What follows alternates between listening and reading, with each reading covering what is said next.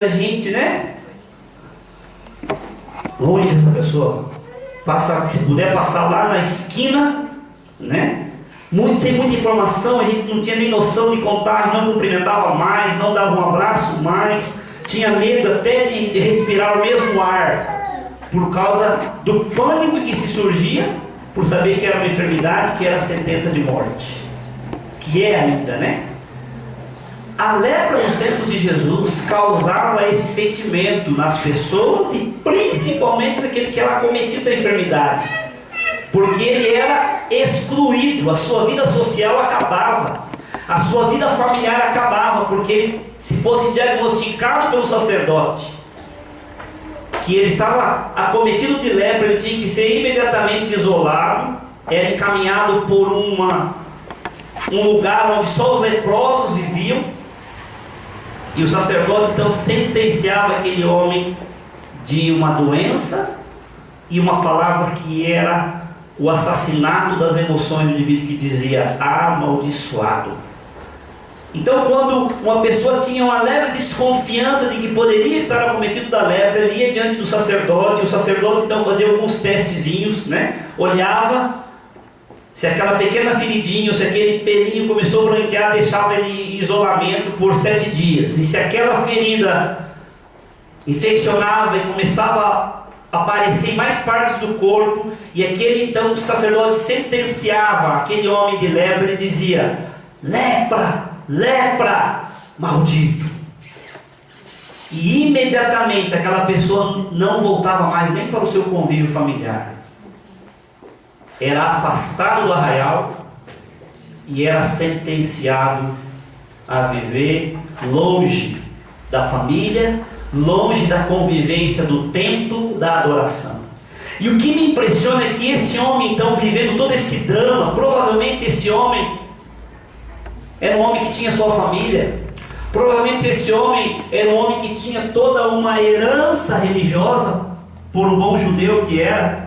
E quando foi sentenciado a viver isso, o texto não nos fala com muita clareza quantos anos esse homem já vivia com a lepra. Mas nos diz que quando ele ouviu falar que Jesus estava passando pela sua cidade, pela sua região, ele imediatamente o procurou, rompeu com todas as barreiras e com todas as limitações, se submeteu a toda a espécie de preconceito que poderia sofrer. Quem sabe alguém o barrasse de chegar até Jesus, né? O texto já não nos diz em que estágio ele estava, que parte do seu corpo a lepra já havia comido. Mas o que me impressiona é que ele chega diante de Jesus e diz: Jesus, se quiseres, podes, o que diz o texto? Purificar-me, não diz curar-me. A ansiedade maior do coração desse homem era que a sua comunhão, em primeiro lugar, com Deus pudesse ser restituída. Ele não chega em primeiro lugar pedindo a sua cura. Ele pede: Senhor, me restaura a dignidade, me restaura o direito de poder voltar ao tabernáculo, de poder adentrar a sinagoga, de poder adentrar no templo e poder ouvir a tua palavra, que quem sabe eu já tenho saudades de ouvir. Quanto tempo que eu não tenho mais esse privilégio da convivência do povo de Deus. É impressionante que ele pede em primeiro lugar a restauração do seu direito de poder adentrar ao santuário do Senhor. E o texto nos diz que Jesus o cura. E a cura nesse texto, porque no sentido original, Jesus, a palavra, muitas vezes vê Jesus dizendo: vai, a tua fé te curou, vá, a tua fé te salvou. Porque a expressão Jesus Salvador tem o sentido de Jesus o curador. Porque Jesus olha para o ser humano como um ser humano integral. O que precisa de saúde física, o que precisa de saúde emocional e o que precisa de saúde espiritual. Jesus não vê e não olha para nós apenas, irmãos, como um monte de pessoas que têm alma e que precisa da sua alma ir para o céu. Jesus quer salvar o ser humano integral. Por isso que a dimensão da obra da cruz que nós cantamos aqui, ela atinge e durará toda a eternidade, mas ela começa hoje. Hoje. A dimensão da obra da salvação atinge a sua vida familiar, atinge a sua vida social, atinge a sua vida profissional. É esse Jesus que faz a diferença em toda a dimensão da nossa vida, e por isso ele diz que ele veio trazer vida e vida abundante. Não só no sentido de quantidade da eternidade, mas uma vida abundante no sentido da qualidade dessa vida. A dimensão da obra da cruz, a dimensão da obra da salvação, restaura a sua dignidade, restaura a sua comunhão, restaura a sua paz consigo mesmo, com o seu próximo e principalmente com o seu Criador. Eu queria que você pudesse assistir esse videozinho que ilustra bem aquilo que eu gostaria que nós entendêssemos essa noite em termos desse desafio de sermos relevantes. Por favor, querido.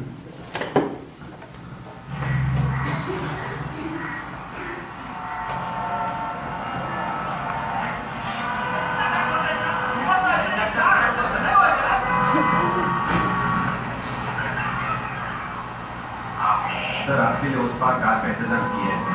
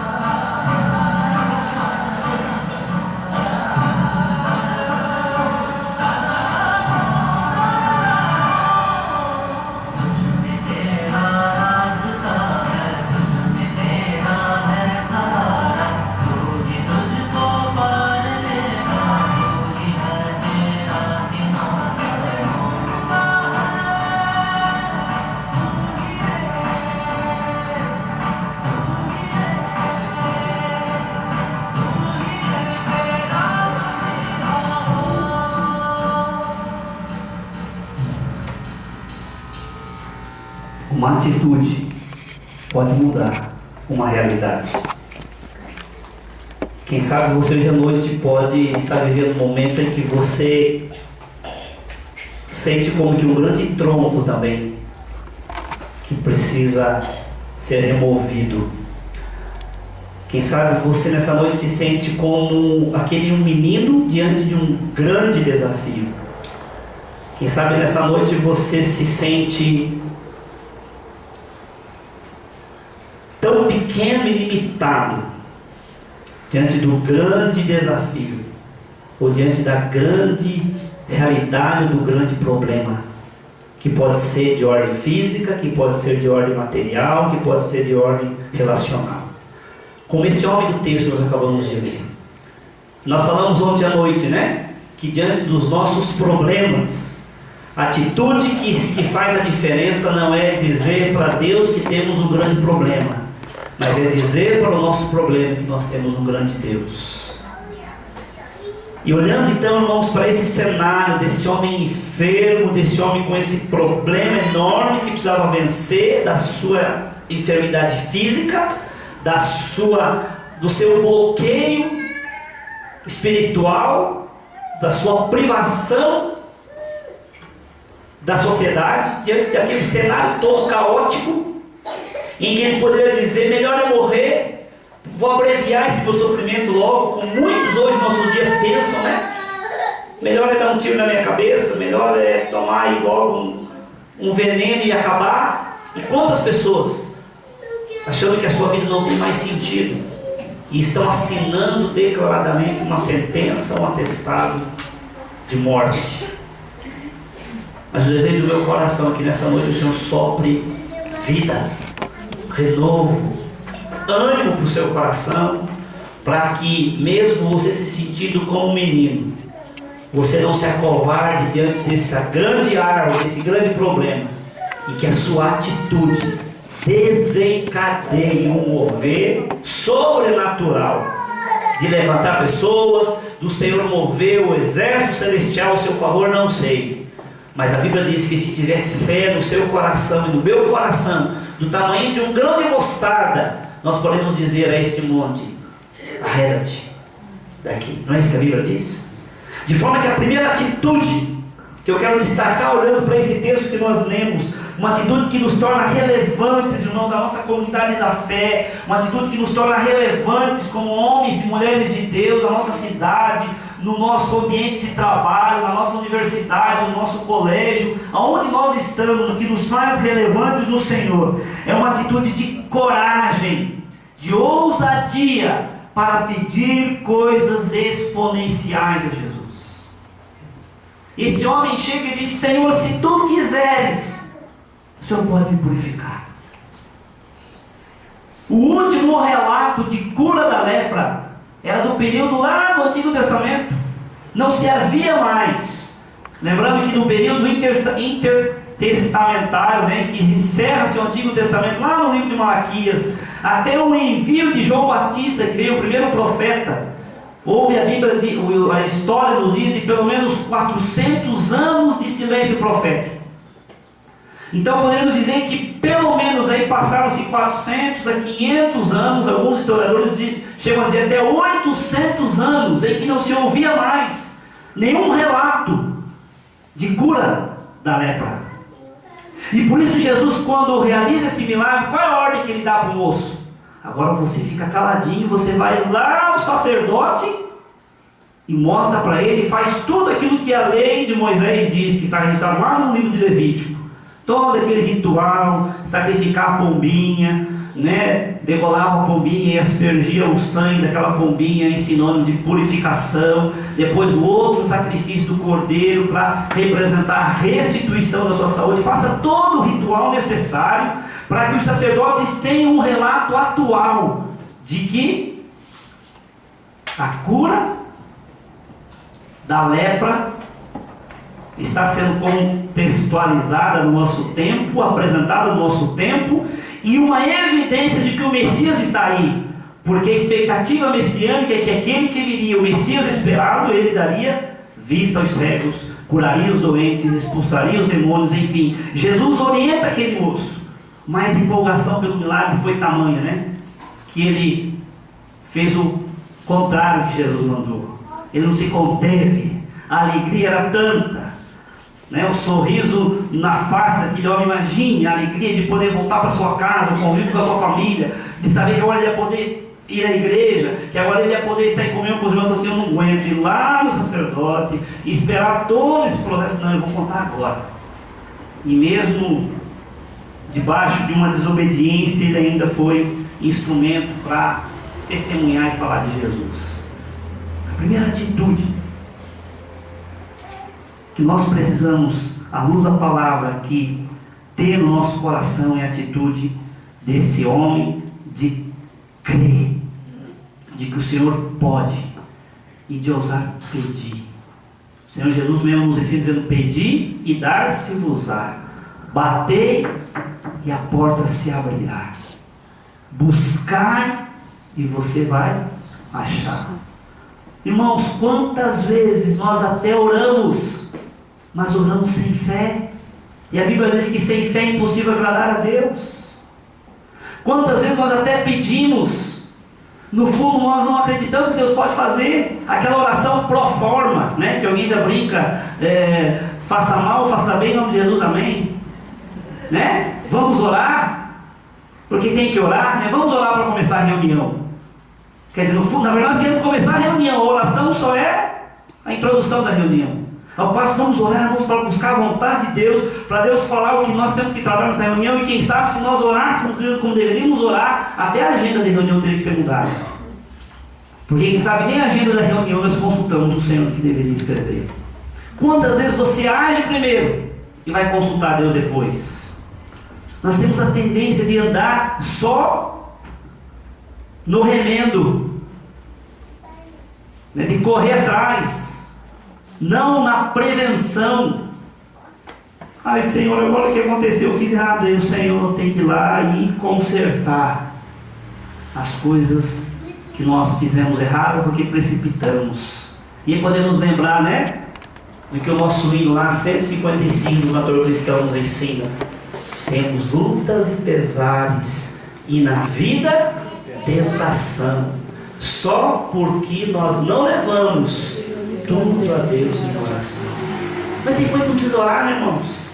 Tem coisa que já está tão claro que tem que decidir. Eu tive uma experiência tão simples, mas que essa verdade que eu estou compartilhando com os irmãos, Deus aplicou no meu coração.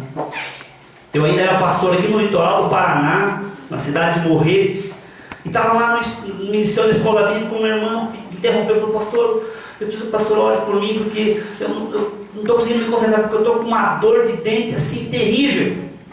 Sabe que o pastor pode orar por mim? E eu pensei cá comigo, falei: mas orar com uma dor de dente?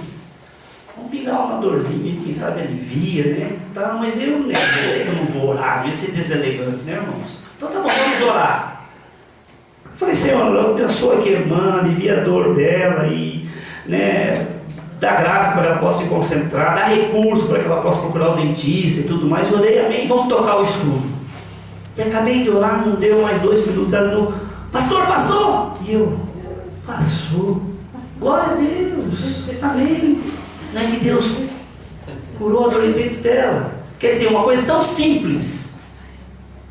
Mas isso só para ilustrar, irmãos, que às vezes nós oramos e pedimos coisas e no fundo nós não acreditamos que Deus pode fazer. Oramos sem fé. E não entendemos porque às vezes não vemos o Senhor agindo.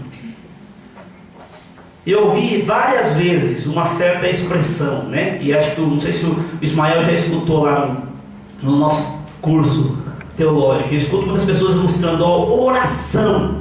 Então você tem que separar, é orar e agir. Eu até concordo, mas eu quero acrescentar, eu quero melhorar essa explicação. Eu acho que nós temos que orar e agir, mas depois que o Senhor falar.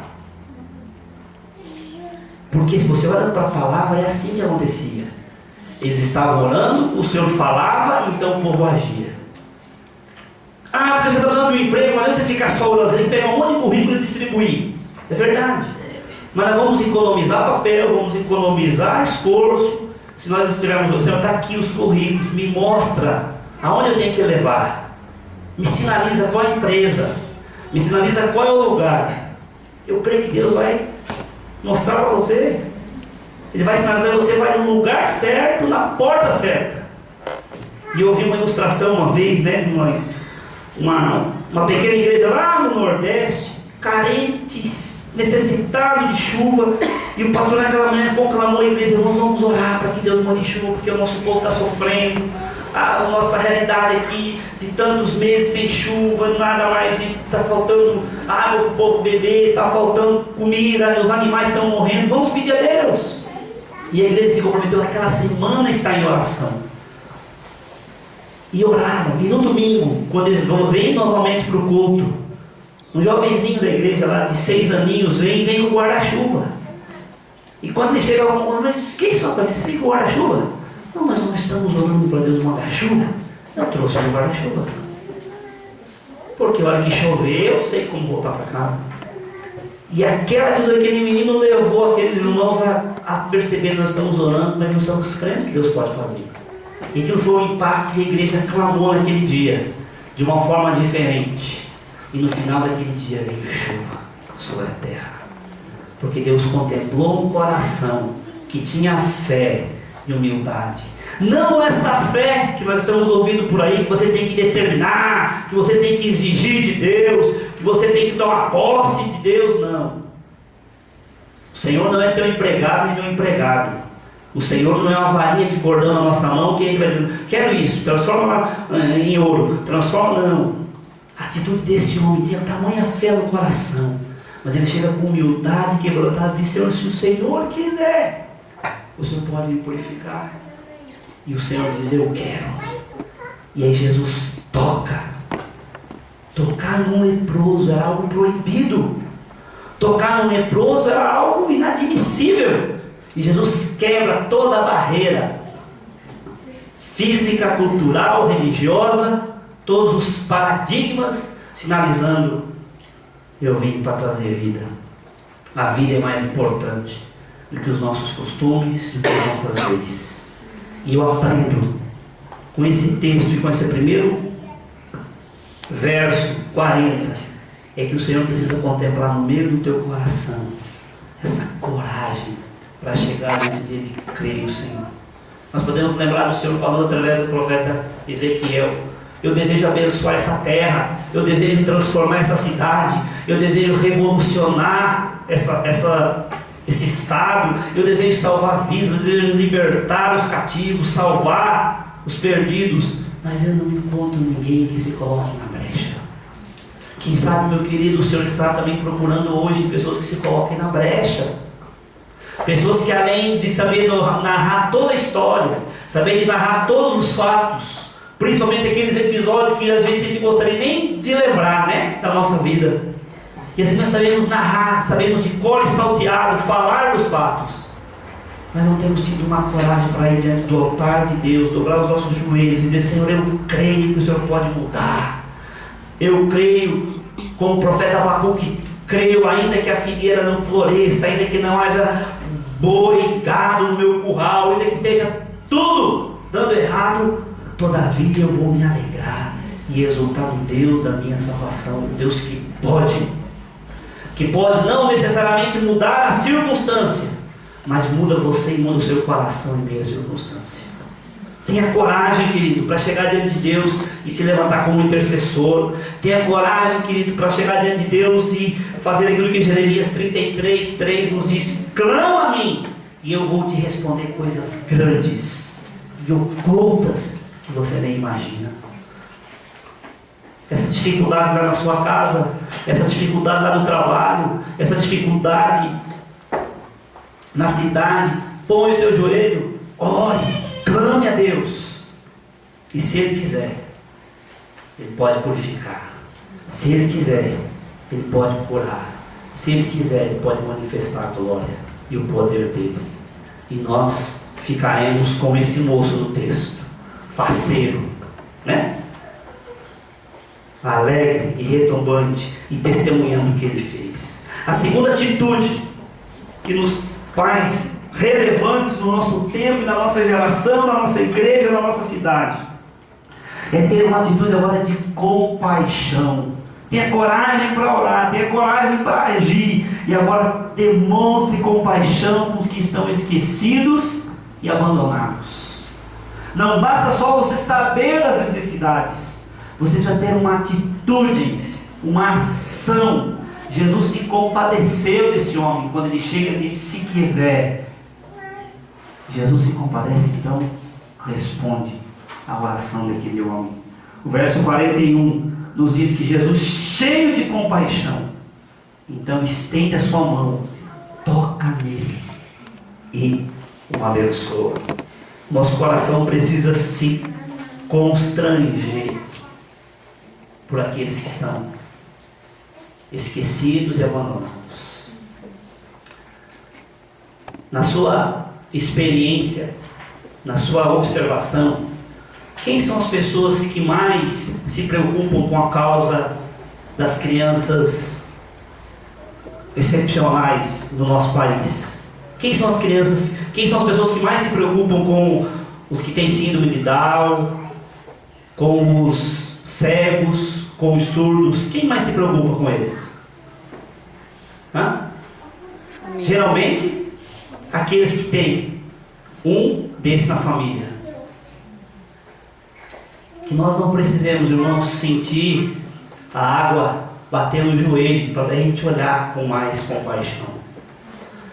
Que você não espere, né, ter que passar por uma dificuldade. Por isso que as pessoas dizem aí no ditado popular, né, que a pimenta no olho do outro é refresco. É muito fácil nós legislarmos em cima da causa do outro. É muito fácil nós darmos conselho para o outro. É muito fácil nós falarmos: ô rapaz, vai, você precisa mudar, você precisa melhorar, vai, te vira, você tem que trabalhar, olha, você tem que mudar a sua vida. Eu até posso fazer uma oração para você. Mas Jesus nos ensina um evangelho diferente. Um evangelho que mostrava o caminho. Um evangelho que dava o peixe, que ensinava a pescar. Um evangelho que municiava das ferramentas também para pescar, né? Porque muitas vezes nós ficamos só dando peixe, não é uma obra completa. Se nós só ensinarmos a pescar, também não é uma obra completa, porque às vezes o cara até sabe pescar, mas ele não tem como adquirir a vara, ele não tem como comprar a rede, ele não tem como nem como manusear a rede. Então o nosso trabalho é árduo no Senhor, e nós só conseguimos fazer esse trabalho se o nosso coração for constrangido pelo Espírito, a olhar para aqueles que estão esquecidos, marginalizados nessa sociedade. E se nós formos uma igreja que estamos antenadas ao nosso Senhor, porque Deus não está indiferente, e se nós colocarmos no nosso coração, o Senhor nos usa, o Senhor vai começar a levantar no nosso meio, irmãos, pessoas com paixão por esse povo. Nem toda a igreja vai se envolver unânime numa determinada causa, mas o Senhor levanta pessoas, e o nosso papel como igreja é enviar essas pessoas e respaldar essas pessoas. Quem sabe você não vai ser aquele que vai estar lá na frente da batalha, evangelizando aquele que está marginalizado, que está nas drogas, mas você vai estar na retaguarda dizendo: eu estou junto, meu irmão, Deus está te levantando para ir, estamos juntos, estou contigo e não há. Esse é o papel da igreja, olhar para o ser humano na sua o ser humano na sua realidade integral, para o nosso mundo na sua realidade integral, e sermos resposta de Deus para esse povo. E eu vi um testemunho que me impactou, de uma igreja com a irmã nossa aqui na cidade de Blumenau. E eu achei muito linda a atitude deles, irmãos, no Dia Internacional das Mulheres, né? Muitos de nós, lá na nossa igreja, fizemos isso, fizemos um café colonial, convidamos, né, cada mulher da igreja levou uma amiga, e foi um tempo gostoso, e testemunho da palavra, e elas comeram, se fartaram na amizade, muitas tiveram um primeiro contato com essa questão da fé, muito legal, louvável. Muitas igrejas fizeram isso, né, um projeto para testemunhar de Jesus. Mas uma igreja teve uma atitude diferente. O pastor daquela igreja e sua esposa compraram, acho que uns 50 botões de rosa, e eles foram em todos os pontos de prostituição daquela cidade, e chegaram naquelas mulheres dizendo: eu vim trazer uma rosa para você, para dizer que existe um Deus que se preocupa, que te ama, desejar um feliz Dia Internacional da Mulher. E a experiência que eles trouxeram, irmãos, era que muitas daquelas mulheres, em lágrimas, diziam: eu nunca recebi uma flor, eu nunca fui tratada com dignidade, como hoje. Uma coisa simples, um gesto simples, mas que pode ser muito difícil de fazer se nós não movemos nosso coração, se constranger por amor, por aqueles que, quem sabe, o Senhor Jesus chora. Eu e você levantamos um atestado de juízo, de condenação. Quem sabe, meu querido, por aqueles por quem o Espírito Santo de Deus geme com gemidos inexprimíveis. Eu e você estamos dizendo: impuro, leproso,